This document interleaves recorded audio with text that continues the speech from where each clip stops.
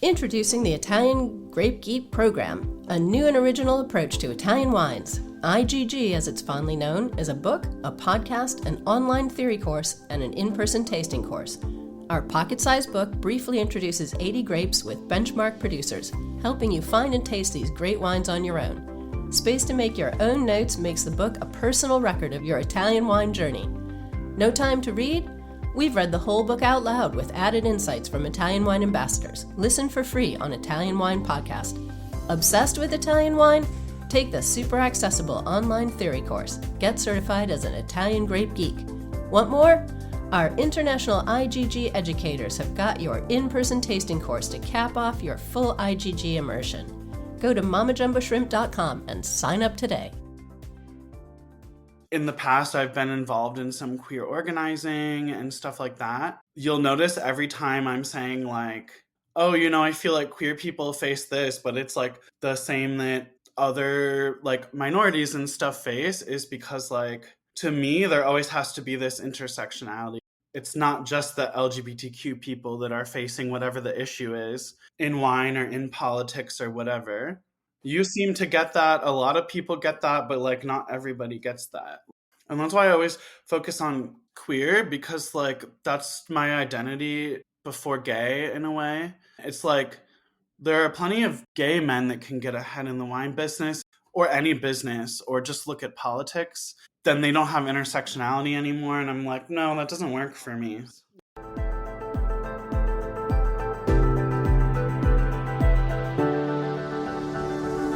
Welcome to the Italian Wine Podcast. I'm Cynthia Chaplin, and this is Voices. Every Wednesday, I will be sharing conversations with international wine industry professionals, discussing issues in diversity, equity, and inclusion through their personal experiences working in the field of wine. If you enjoy the show, please subscribe and rate our show wherever you get your pods. Hello, this is Cynthia Chaplin, your host for Voices, and today I am totally thrilled to have Will Ferguson on the show. We've been trying to put this together for a few weeks, so it makes it even better that we finally got together here. Will is best known as the Queer Wino on Instagram, where he has over 22,000 followers. And his mission, which I love, is to raise awareness of the unique issues that LGBTQ people face in the wine industry, and to make the idea of wine more approachable and more fun. So thank you so much, Will, for coming on today. I really, really appreciate it. Well, I'm excited to be here. And are you sure it wasn't like months of planning? That's why I was laughing. There were quite a few messages that went back and forth. I feel like we're old friends now. So. I mean, honestly, I'm friends with everybody. So. This is one of the things I love about you. We will get to your Instagram because I love your Instagram. So before we do that, some backstory. So even I don't know this, and I am a world-class stalker, and I couldn't find any backstory on you. So how did you get into wine? Was this your career path to start with, or were you doing something else before wine came along and seduced you? What happened? Actually, it wasn't real, I sort of didn't really have a career path. Actually, I worked in a grocery store for a long time, and I was kind of for a while I was happy, but I was kind of directionless at some point. Also, this is years ago now, but so looking back is kind of interesting, and I'm talking about it oh, it just happened, but no, that was more than 8 years ago. But I remember even back then on Fridays and whatnot, I would grab some $5 wines or something like that. And of course, these were terrible wines. And thinking back, the difference between those Merlots and Cabs and different grapes, they probably all those bottles probably tasted the same, but I was still getting this curiosity, well, what's Merlot? What's Cabernet Sauvignon? It kind of started like that.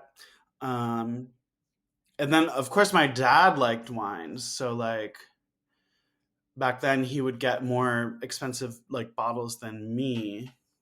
That's the great thing about dads. They often have more money than you do. So my palate, like, so I have this thing where I always tell people, like, my palate, as in my personal taste, is different than my professional palate for like evaluating a wine or understanding like who to recommend it to. It doesn't have to be my personal fave. But like my let's how about this? My personal taste wasn't developed yet. And like, yeah, my dad definitely had a very specific personal taste himself, like a lot of big oaky reds and stuff like that, that I'm not like a huge fan of now, but still it was more expensive, more complex than what I was drinking. So it was helping. And that was maybe kind of the start. But eventually it took a couple years, but eventually I was like, you know what? If I'm going to do retail, then I'm going to specialize in something. So I'm going to take a WSET and I'm going to cold call, or it was probably mostly cold emailing, wine shops until someone hired me. That's like basically how I started, Excellent. I love that. and a lot of self education. Yeah. Well, you've got to start somewhere. And I think, if you've decided wine's going to be your thing, doing something that you can put your finger on right away is a good plan. So I am a WSET educator, for better or for worse. I have mixed feelings about it. Yeah, well, when somebody falls back on it, I'm like, okay, good. I like to see it as a fallback or a jumping off point of view. It shouldn't be the be all and end all of anything. Yes. I appreciate like the tasting framework and the structure it gave me. And like I kind of use that in the background. Yeah, I think that's its place now. I think it's really evolved into not being a certification for that reason. I think it's a good place to start learning and then go do something And I else. think it gave me some So confidence. yeah, yeah, definitely. But it's so I expensive. know it's prohibitive. This is something And that's one of my big things. And I worked for a lot of small businesses. I know sometimes if you work for bigger importers or distributors, they might pay for it for you, but yeah, well, that is yeah. a whole nother can of worms because that is something that is a big problem for me. It's way too expensive. People can't get in. So that's a topic for another day, but I am on the same page with you. With I just had to throw it in there because I know a lot of people talk about it. It's true. It's absolutely true, especially in today's economy. If you're young and you want to get into wine, and you're 25, who's got $800 to spend on a wine class? That does not guarantee you a job. So, yeah. All right. Enough of that. So you got into wine and you cold called people or cold emailed them. And what were your first jobs in the wine sector? You've said that you faced some obstacles and some challenges due to your sexuality, and I know, we all know that the wine world is famous for not being very inclusive. And I live here in Italy. Things are still very, very old school here in many respects. So I was hoping that since it's the 21st century, wine would be heading more into a little bit more open direction. So tell me from your point of view, what are the challenges out there, in your opinion, in your experience, for people in the LGBTQ plus community who want to get into wine now? I think it's probably pretty open now. I kind of have like a story that sort of I wrote down, and I don't know, it doesn't exactly answer the question, but like, I mean, it does. Like, my very first wine job, and I can't name names, of course, because they've kind of like threatened me for talking about it before. That's um, a nice thing in the wine world. Great. I mean, okay, and I'll admit there were a few times where I was a little aggressive with my like talking about it, but that aside, at that place, like I was just an associate, right? And like just out of the WSET and I got promoted really fast and I was kind of on top of the world, but I wasn't really getting like training that I was promised, in my opinion.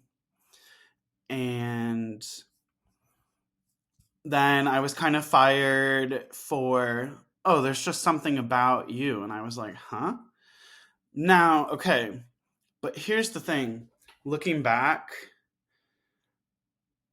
probably because I'm ADHD, like I wasn't the most organized.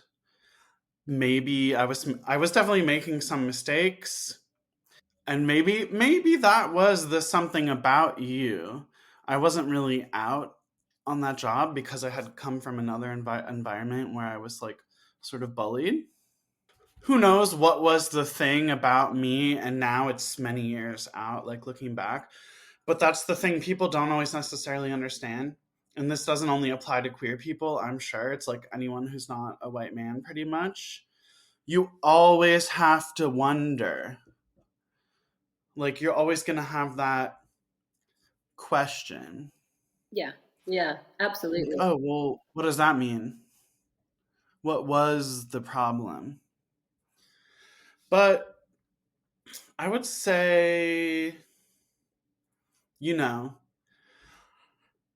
if you're gay or queer or something, somewhere like DC, New York, it's probably fine. I mean, I'm sure people have biases, but I would think like trying to get any job in some place, like any job, whether it's wine related or not, in a place where there's like way more conservative people or something, is probably just a challenge, period. So, Yeah.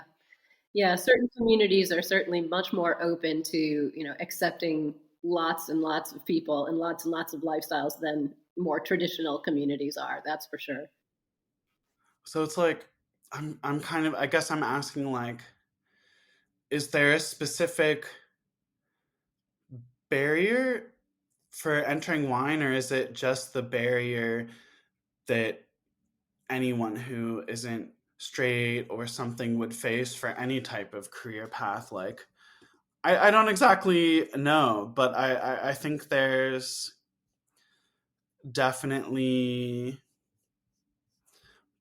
problems. Yeah. Yeah, and there's still a lot of judgment and a lot of, as you said, misunderstanding or lack of understanding or not wanting to understand.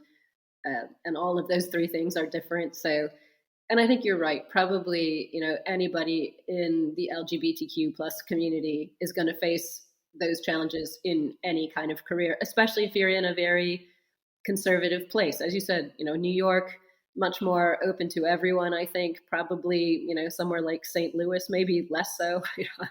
um, I think those challenges are out there. I could say like at least here in DC, like the actual residents are pretty liberal, and or even if they're not super like liberal or like left wing, they're at least like tolerant and gonna mind their own business because like it's a city and you have to walk on the street with a lot of different people.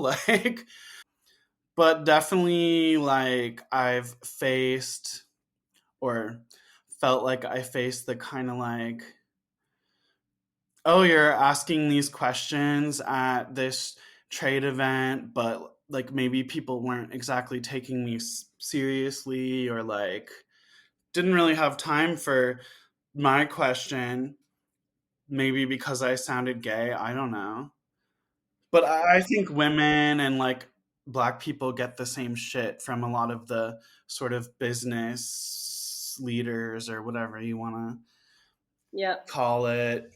So, And yeah, and I mean, we have to face it. Wine is still pretty much a traditional industry. It's moving on. We've got natural wines and all sorts of other things, non-alcoholic and different things happening now. But yeah. it's still pretty traditional overall. And I think, yeah, I'm sort of an older white woman, and I understand that feeling of being dismissed, and that's it's not great. It's not encouraging. That's for sure. That the thing is like something I talk about sometimes is, well, because in the past I've been involved in some queer organizing and stuff like that.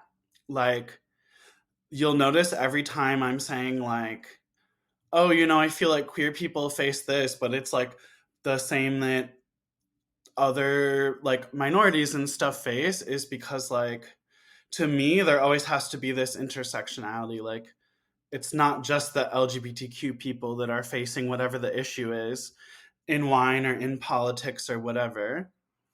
You seem to get that. A lot of people get that, but like not everybody gets that. Like, No, yeah, so no, and I talk a lot about underrepresented communities because there is a big where the circles all meet, that old sort of graphic. There's a place where a lot of underrepresented communities meet, and it's in a spot where you're not welcomed and you're not understood, and it's very awkward and it's very soul destroying from time to time. So um, I think we're seeing things improve, but this is why I keep having these conversations. I think it's important to keep talking about it.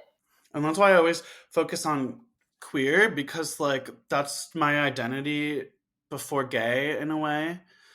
Um and it's like there are plenty of gay men that can get ahead in the wine business, and then they sort of, or any business, or just look at politics, they then they don't have intersectionality anymore, and I'm like, no, that doesn't work for me. So That is a really good point. That is a really good point, and I think using the term queer, and I know you talk about queering wine. it's I was more talking to Ren. expansive, at least for me, how I use it. So Yeah, I like that. So you've just played into my hands. What gave you the idea for the queer wino? When did you start this? It's the most incredible social media presence. incredible. Half the time I'm like, why don't I get views? But also like the people who like me, so who cares? Um like so I've had a couple like iterations, like I've changed the name a few times, and if people really wanted to scroll back, like, gosh, when did I first get an Instagram? 2016, so how many years? They would find that just like everyone else, when it was kind of a semi new platform, um I was like posting random pictures, and then eventually I was just like posting pictures of wines with my little wine reviews, and that was kind of at the same time that I was starting to get into the wine industry too. And I was like actually even scared to show my face, so I would just like pose the bottles outside or something and like take pictures. But Yeah, I think we all did that. You never know who's watching. um but eventually, like, I settled on the name Queer Wino, and I think I've had that name the longest. And I would say the identity really developed like in 2018 or 19. If you know Sarita Cheeves, I hope I'm saying her last name right, because I always just call her Sarita when I see her, from the Swirl Suite podcast. She was posting on her Instagram like in February for Black History Month, just like profiles of like Black people in wine. And I was like, oh, I want to do something like that. And I was like direct messaging her, and I was like, I want to like show like queer people in wine. Like, I don't know, what should I do? And she was like, just do it. So in 2020, like pandemic, I was laid off for a while. So I just started doing it. And I feel like that was maybe the genesis of the identity, so to speak. And then Reels, of course, when Reels came, that kind of helped with more video. Like, yeah. Yeah. So Well, it is great. Like as I said, I completely love how open you are and sort of ironic and funny and this very authentic delivery of like all kinds of wine info. It's you do put a lot of info in there that's, detailed and interesting. So well, I was gonna mention that like sometimes people are like, "Oh wow, your delivery is like ironic or like deadpan," and like sometimes I think that that's just like being neurodivergent, and sometimes I just don't have the energy, or like can't make myself sound like having the right tone on the camera. And so like if it works, it works. But I also like to represent that sometimes I have these like other like I don't want to say neurodivergent is a struggle per se. Well, I have a social media team in my office, and despite their years of trying to make me be better on social media, there's only so much I am willing to do. So I understand that, and you seem like a really, what you see is what you get person. Like it feels very authentic, everything you put out there. So Yeah. you were saying you don't get views, but your following. Sometimes I Yeah, don't. your following has grown. What kind of feedback are you getting from your Instagram and your TikTok? Um, a lot of people, well, sometimes I'll post like a comment, like a good comment I get, like, someone said my tasting notes in my like wine club were like, what did she say? Like getting it from friends. I read that. Yeah. Like, oh, it's like what my friend would write. And I was like, yeah, that's exactly what I want to do, because like, actually I'm pretty good at like writing like fancy wine notes, but also like, like river rocks on the stream. Like I wouldn't literally write that, but I'm pretty good at kind of writing that flowery one if I want to. But sometimes I just like to be like, yeah, this kind of has a Flintstone vitamin minerality. Like I don't always like to write it in that standard way. Wait, and I kind of got off the question, didn't I? No, that's totally. This is all part of it. This is why your following has grown so big. Yeah. And I have a lot of people that are like, you got me back into Chardonnay, because I'm always opining about like Chardonnay has a bad rap and there's so many other styles, and people kind of got like, okay, I accept that some people just don't like it, but I think a lot of people drank way too much of the really tropical, ripe, overly oaky ones, and then yeah. So a lot of people are like, "Oh, you got me back into Chardonnay by talking about it," and I tried some like unoaked ones again or something like that. Yeah, So, I completely get it. Like, I hated Chardonnay until I moved to Europe. I had no idea that it could do other oh things. yeah, So I think it's what you do is not only is it fun and it's engaging, but it's important. Like it gets people to rethink stuff and try new things, and I think that's really a key part of what we should be doing as wine communicators right now. Just get people involved. that's like one of my things. Like, I think, and I don't think there's that much of this like sort of stuffy, like very formal approach. I mean, at least in DC, like for instance where I work, we're more, and I think a lot of the shops now are more like, what do you like? Do you want more of a citrusy or more of this? Like a more, we try, I think a lot of people are more approachable, and but of course the old school thing like still exists. But I'm kind of like, you have to make it accessible. And yes, I do want people to try like $50 wines, because sometimes paying 50, 60 for like a Brunello de Montalcino or something like is worth it, because you could see how complex that is. But also you need to accept the people that that are like, I want a $20 wine to go with my like, slightly fancy but not that fancy burgers I'm making at home or something. Like, if you want people to buy wine, you need to be able to do both. Yeah, So, for sure, for sure. I love what you said about people sharing food and wine. In fact, that it increases their okay, did feeling. I say You that? did. You so did. This is a direct quote. You said that it increases their feeling of connection and community, and you want it to be available to everybody, not just an elite few. And I don't remember saying this. yeah, it totally resonated with me because as I said, I teach WSET and there's a reason for that. But all of the stuff that I do privately, events and things like that, are about this, creating community and making, food and wine are meant to be shared. You're not meant to sit, I mean, I do sometimes sit in a room and drink by myself, but that's not what you're supposed to do.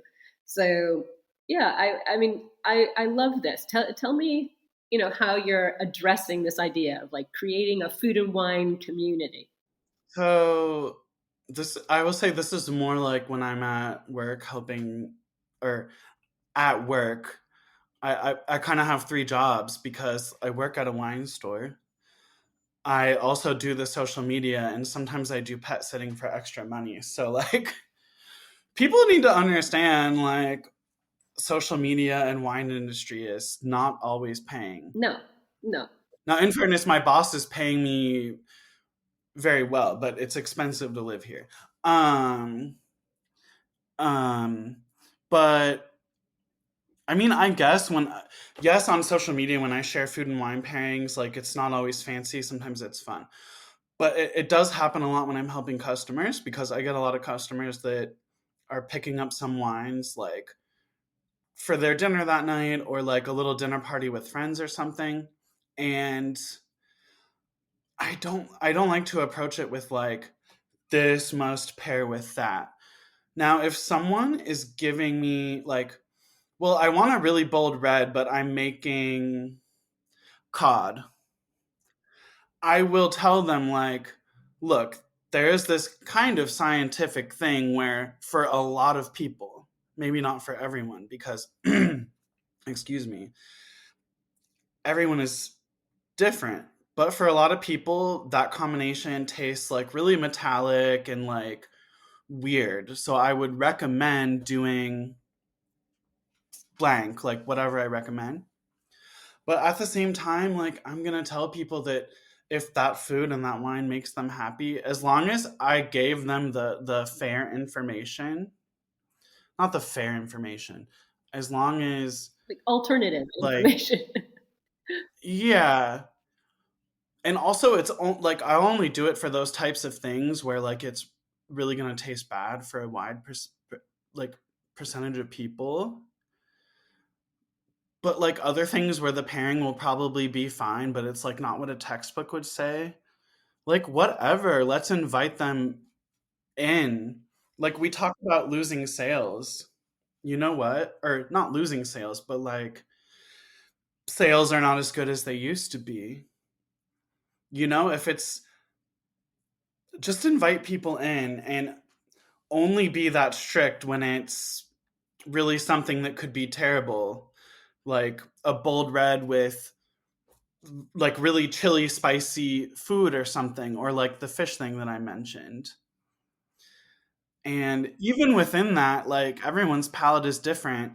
I used to get like a really spicy like drunken noodle or something and have it with a really dry martini. And yeah, Oh, it intensified the right. alcohol burn, Yeah. but also like it kind of made my brain go zap and like I just liked it.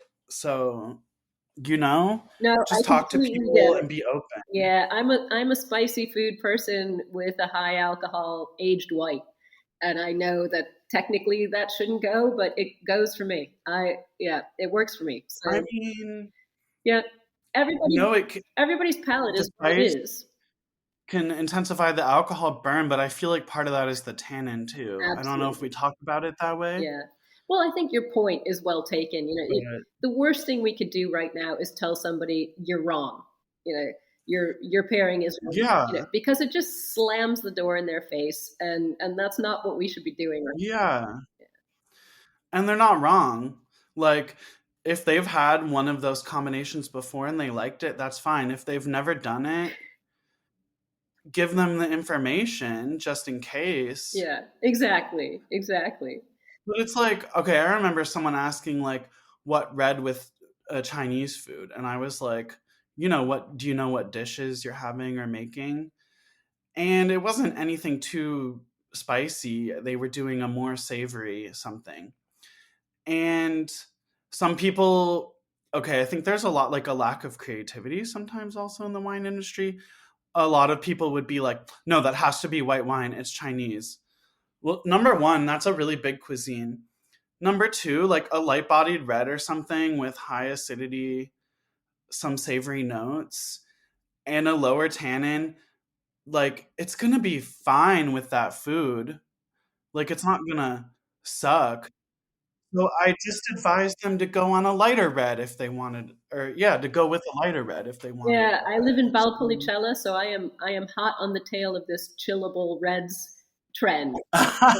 And I recommend a lot of lighter weight, Valpolicella Classicos. Chill it a little bit and have it with some spicy food, and Okay. it works perfectly fine. Great barbecue wine. So Can I scandalize some people? Can I just go on the record? I don't love Amarone, but I love Ripasso, Classico, and like other wines. Don't get me wrong, I like Amarone.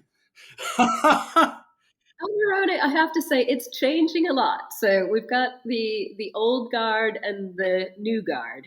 And because I live here, like Yeah. among the 13 historic families, and I have a big outreach to newer and younger, smaller producers, watch out for some Amarones that you've never Is heard it of before. lighter or Yeah, it's lighter. some of them they're just so It's much alcohol. I'm just like, what Nobody wants that in the anymore. world? Yeah, yeah. So I've been tasting a lot of like 14% Amarones instead of 16.5. So sort of cleaner, Oh, brighter. There's a new trend. There's a new trend. interesting. Well, listen, moving on. I want to go back to what you were talking about during COVID, because this was interesting. You said, you launched this series, Pride in Wine, and you were highlighting queer wine nerds and queer wine professionals. And I was dying that I had missed this because I was pretty depressed during COVID. I could have used that. So, first of all, where can anybody find that series? Is it still Um, available that's a here? really good question because it was on a blog and long story. I wanted to get a new website, so like I didn't renew. So I'm not sure that you can find it right now. You should hunt that down. You should get a tech guy to find it for you No, I and mean, put it back I think I because it can sounds get all of it. It's just, yeah, yeah, I should. you should. I'm very much in the middle of back cataloging on Italian wine podcast, and that anything you put out there can be found. Believe me, our tech guys find everything. So, And but I mean, I have a lot of them, I think, in email and stuff. Um, in 2022, I did a series of lives.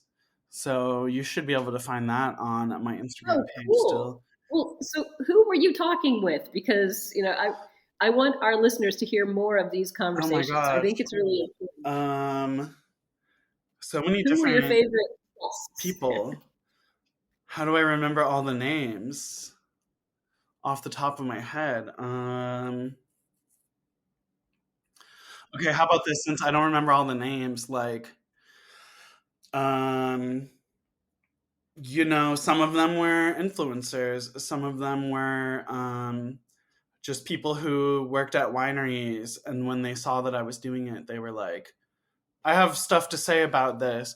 Um, One of them, I feel so bad. I don't even remember his first name, but he just finished enology school or something, or was it enology? Like it was at UC Davis, so winemaking school. I don't know what they refer to it as if they say enology. Um, and he was like just working for like vineyard management in Oregon, and he had stuff to say. Like it was just like pretty broad. People would be like, "Oh, I just like wine and I have something to say. Like, do I qualify?" And I was like, "Hell yeah. Like, here's the questions." Just because I was just giving people questions and just like basically posting their answers. Yeah, no, I think it's great, and as I said, I mean, this is personal for me. I feel like it's important to have these conversations. Yeah. Like And for Joe and I anyone said, listening, I have really wanted to take it to a podcast, but I need like someone to sponsor me so I can get equipment and like, so if anyone's listening Yep, yep, it's and out there. they're doing wine media or something and they want to get like a podcast version of this, now I have a huge list of like winemakers and all different people that I bet I could get to come on. So just saying. Awesome, awesome. We will put that in the show notes so people can find you.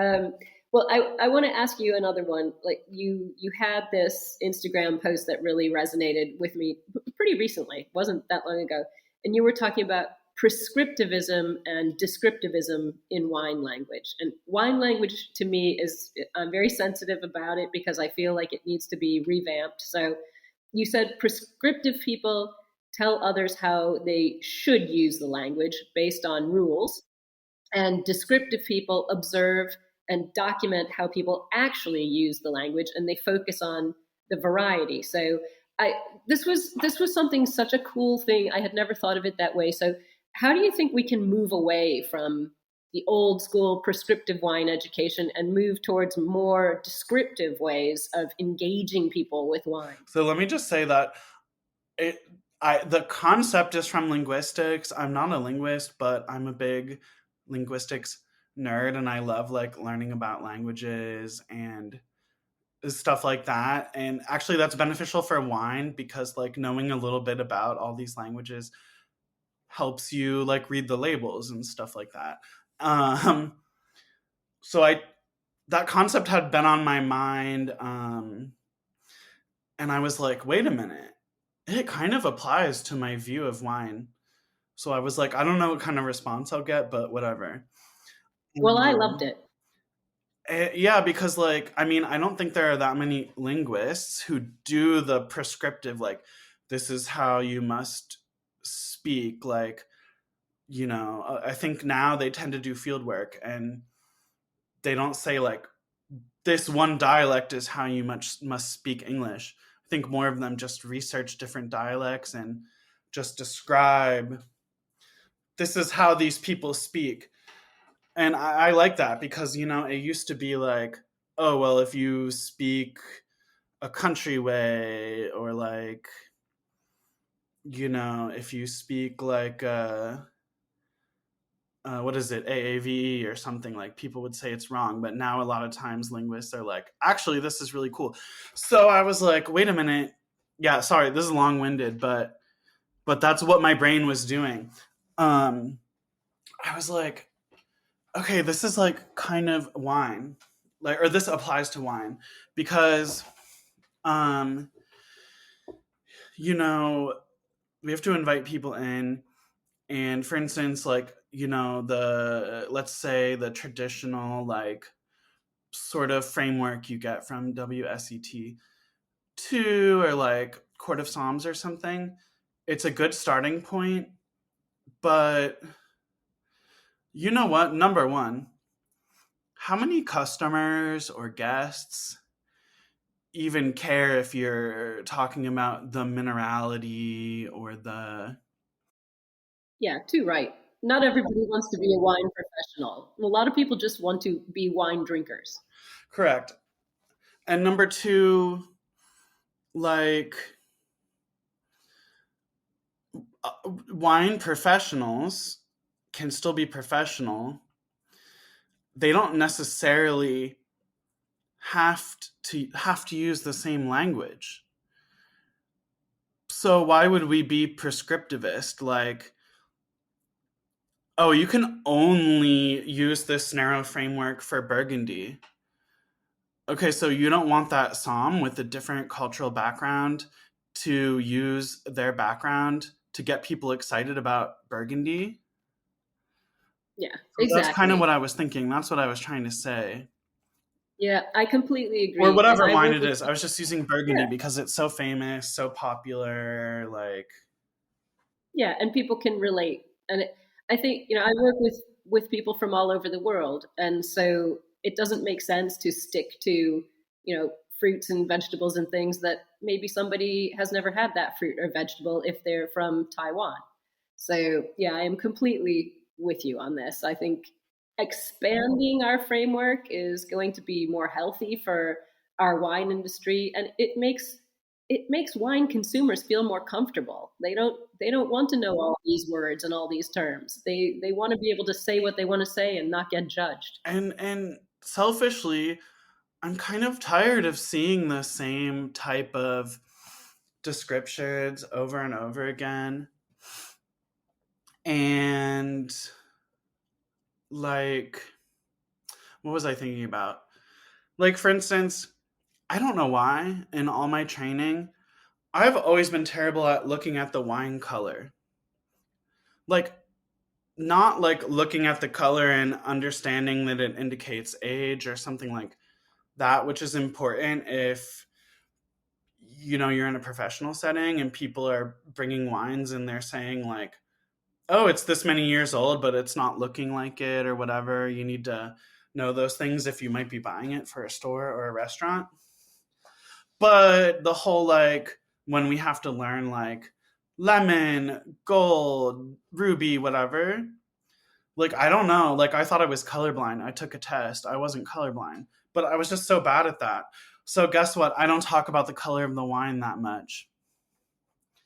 Like let people find their own way, I guess. Exactly. And I think, level one is the best because in WSET level one, the only things you're allowed to use as a descriptor for color is white, red, or rosé. Oh, really? I didn't take that one because I had enough self study that Yeah. two was fine. So Well, I think yeah, it was a symptom of, pretentiousness and elitism. All of those words kept people out instead of letting them in. It's enough to say, yeah, that's a white wine, that's a red wine. Do we need to go into what color it is unless, as you said, we're checking for aging? But yeah, I agree with you. I really, really do. So, and also one of my um, pet peeves is some of those really like old school like descriptions in some old books where they basically talk about these wines like they're like ladies of the night or something. I'm like, what the heck? I know there's not that much of that anymore, but that just like still boggles my mind that anyone like what does that even tell you? Like weird gender things? What does that even tell you about the wine? well, that was when I first started, which was a long time ago. I won't tell you how long ago.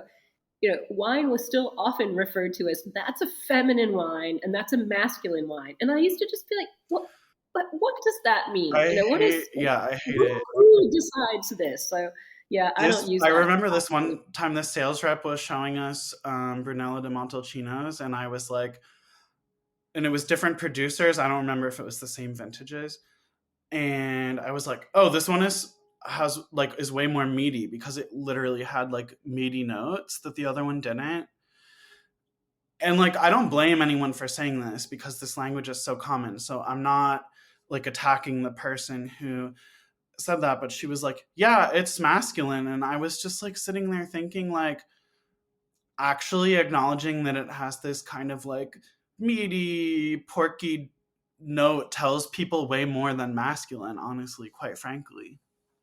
Absolutely. And thank God for that too. So well, listen, I know you started a wine club recently, so I want to get this into our conversation. If I'm not mistaken, it's in collaboration with Social Som, I think. So tell us about Social Som and how does this all work and how can we all join your new wine club? So, well, there's a link in my Instagram bio if you want to join. Um, and also, if you go to I should know this. I believe it's socialsom.com. You can find it, and then you can find me on there and sign up. But basically, they approached me and told me what they were doing. Which is pretty cool. It's like a group of individual Soms Yes, who are they each have their own wine club, yes, and all on one website. yeah. So they're kind of like the aggregator. No, not that. That's not the right word, but they basically, I always wanted to start a wine club, but I was like, I'm not getting warehouse space. Though actually, DC not being a state, it's like the weird Wild West, and it's actually comparatively relatively easy because just about, I mean, there's a lot of flexibility with what can be your warehouse space here. So like it's relatively easy to start a small import. I mean, not monetarily, but like the laws wise. But that aside, I was like, there's no way I'm doing that anytime soon. And because they source the wines that I want and they have the warehousing, and then I have to create the content and everything, it I was just like, yep, this is a really great opportunity. I want to do it. And they like having all these different psalms. Like the founders were following us. So it's like they're excited also. And they want to connect people with different wines and you know. So yeah, I really it's get to choose every wine I want. Like it's not it really is me. They're just helping me essentially. So That's so cool. So, what kind of wines are you choosing? What kind of wines have you got in your club at the moment? so my first shipment came out in August, and let me say that long term I want to include a lot more like queer winemakers and stuff like and you know, minority winemakers, like stuff like that, because that's where my heart is. Um but and I'm always rooting for underdog regions and stuff like that. But because we had a short time from talking, starting to do it, I was like, okay, I'm not going to be able to like source all these like queer wines where they make like, I don't know, 500 cases or something less very quickly. So I decided to kind of launch with like 5 wines that, I mean, it's egotistical, but I was kind of like, this represents like my palette in a way, like what I want to say to the world, but also like the kind of wines I want people to get excited about that maybe they haven't heard of.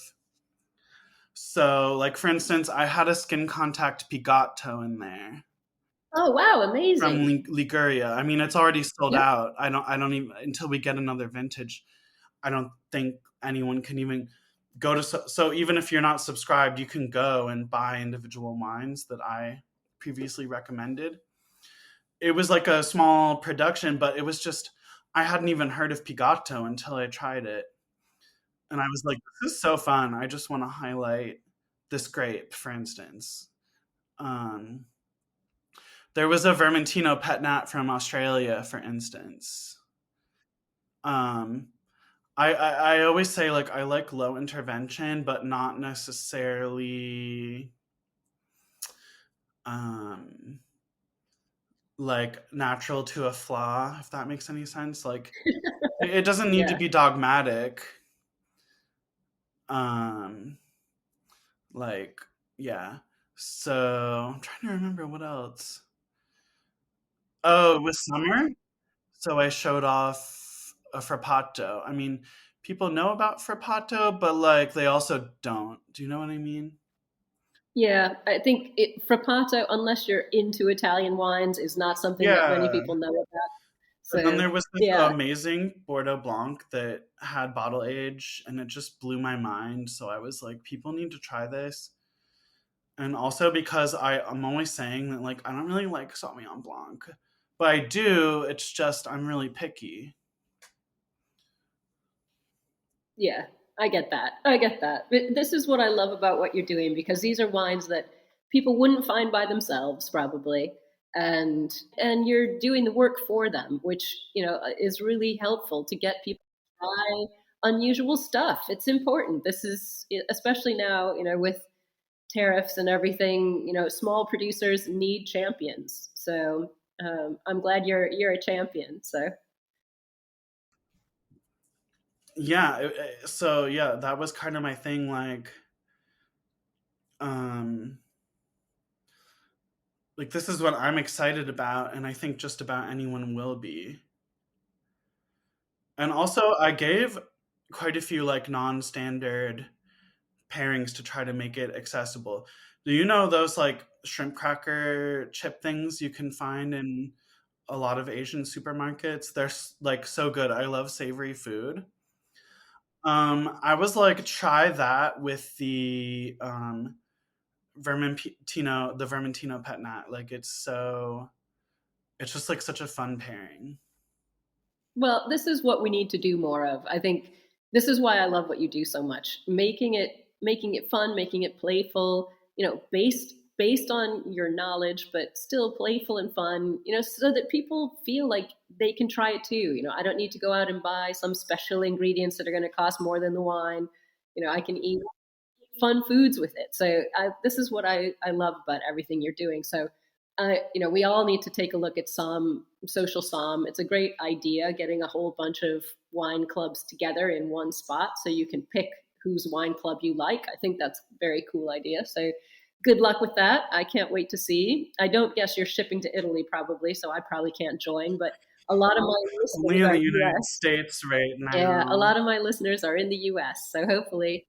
Minus just a handful of states that have stupid Yeah, laws. I'm surprised it's only a handful, but you know, talking about uh, stupid laws, we have to talk about stupid laws because you're oh, in the yeah. heartland of stupid laws in Washington D.C. Yeah, So I need to say, real quick, growing up here in this area, there has always been DC and Washington as two separate entities for me because, like, where did I go see bands? Where did I go see art and stuff like that? Like, it was in DC. It was never all the government to yeah, me. So and that's I think everybody has a beef with wherever they grew up because there's always something like that, and I'm glad that you see it. I have a beef with people acting like the only culture in this city is the Yeah, government. me too. Like, I'm sorry, so many bands came from here. Yeah, So yeah, it's true. It's true. Well, yeah, let's talk about it for a second because the thing that is, I mean, there are a lot of distressing things coming out of the US at the moment, which we all know, but from my point of view on the podcast, it's this, massive attack on DEI initiatives. I'm a lot older than you, so, when DEI was first coming in and all these great initiatives were happening, I was super excited about these things. I feel really vested in them. So I feel like I'm having my heart torn out and like my history torn out. So, DC, Washington, not always the friendliest place at the moment, I think. So well, Washington, but funny thing in DC, there's still tons of like workers protections at the city government thank level. goodness. Thank goodness. Because Oh no, because that aspect of city government, because well, currently we still have city government which can pass laws like you can't discriminate because of a lot of things that is good to in hear. housing, in the This is workplace. what I wanted to ask. It's a lot more than a lot of That's states. really good. But what we struggle with is we have this thing called home rule. So like if Congress could vote to take that away, and then they could be like, "Oh, you could fire people for being gay in DC now." So Yeah, well, this is why I wanted to ask you about. I just want to make this distinction so people understand. Like the city is largely not going along with this Trump Yeah, stuff. well, Like I think that's pretty clear actually when you watch things. But you know, from your point of view, this kind of very deliberate attempt to dismantle all of DEI. How are you seeing it in the wine industry? I mean, obviously, I consider myself an ally. I try very hard to, sort of enact that in my everyday life, not just on the podcast. But what do you think people and companies could be doing to be better allies? And how can we stop this from completely collapsing? maybe my answer is going to be a little like weird or like I don't know, will it surprise people? But I was thinking about this and I was kind of like go ahead, cancel DEI, because this backlash that we're seeing is kind of a response to the past, what, like 5, how many, I don't know how many years, but it's kind of a backlash to more like DEI initiatives being in the public eye. And like in the context of wine, like a lot of other things, it was trendy and looking good for a while for companies to be like, we're doing these DEI initiatives, we're hiring more diverse people, we're doing this. So like if companies are not doing that now because of this backlash and now it doesn't look good for them, it almost doesn't matter to me, because that just proves that they were just doing it as window dressing anyway. Yeah. Yep. That's a really good point. So what people should focus on is what wine companies and stuff, just like any other companies in any industry, which ones are like, well, we're still doing it because we've always wanted to do it. Yeah, exactly. Or we've done that for a long time, and actually our company culture like believes in that, or like whatever. Yeah, I think you're right. And so like in a weird way, like I don't focus on it, because like, yes, I was like, oh, this is good, but I didn't think it was necessarily going to be like long-term systemic change. Like I figured people like me who talk about it, we're going to keep needing to talk about it, even if they were like, yeah, we have a new grant. Like, so honestly, I hope my answer doesn't sound like I don't care about DEI initiatives or something like that. No, I think your answer sounds... I do. Yeah, I think you're on the front lines of things there also. And as I said, you're younger than me. I think your answer has the appropriate level of being jaded. Whereas, when I was younger, I was so super hopeful for like fairness. And I think maybe I'm not jaded, but I am jaded because like we can still talk about it. We can still do it. I think we will still make change over time. Do you know what I mean? Like, I do. So a lot of this stuff is just kind of like trendy or not trendy. Then hopefully it will swing back the other direction, which would be pretty much what I'm hoping for. So, and like you keep saying, oh, you're older than me and you remember back to DEI, but do you think like back then people were doing it, but maybe not like publicizing it in the same way? Yeah, right? I think for me it was a groundswell of let's talk about this openly. And I remember at the time thinking, fantastic, we're going to talk about this openly, and this is going to, be on the front line of everything. And it didn't work that way. So,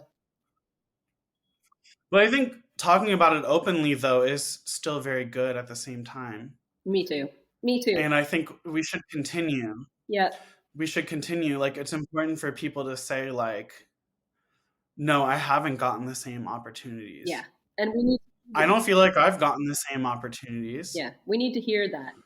But I also don't think that we need to focus on, like, can I name names? Or, like, I shouldn't name names. We don't necessarily need to focus on, like, is this big distributor now not going to do their initiative because it's not popular? Yeah. Yeah. We need to focus on, like, telling our stories and creating our own networks and things, because ultimately that will make the change. Well, and hopefully, like what I try to do on the podcast is spotlight the people who are doing good things. So, lead by example has always been something. Do good things, and other people will want to do those good things with you. So, I agree. Rather than talking about the people who aren't. But so listen, when I call you back in like 3 or 4 years, what will you be doing? What's the goal? What's the dream for Queer Wino and the wine? Oh my goodness. You know, this is something I've been thinking about lately, like if I could do queer wino full time, how fun that would be. And something I've been sort of thinking about, and I need to write some of it down because I do want to talk about it on social media, is like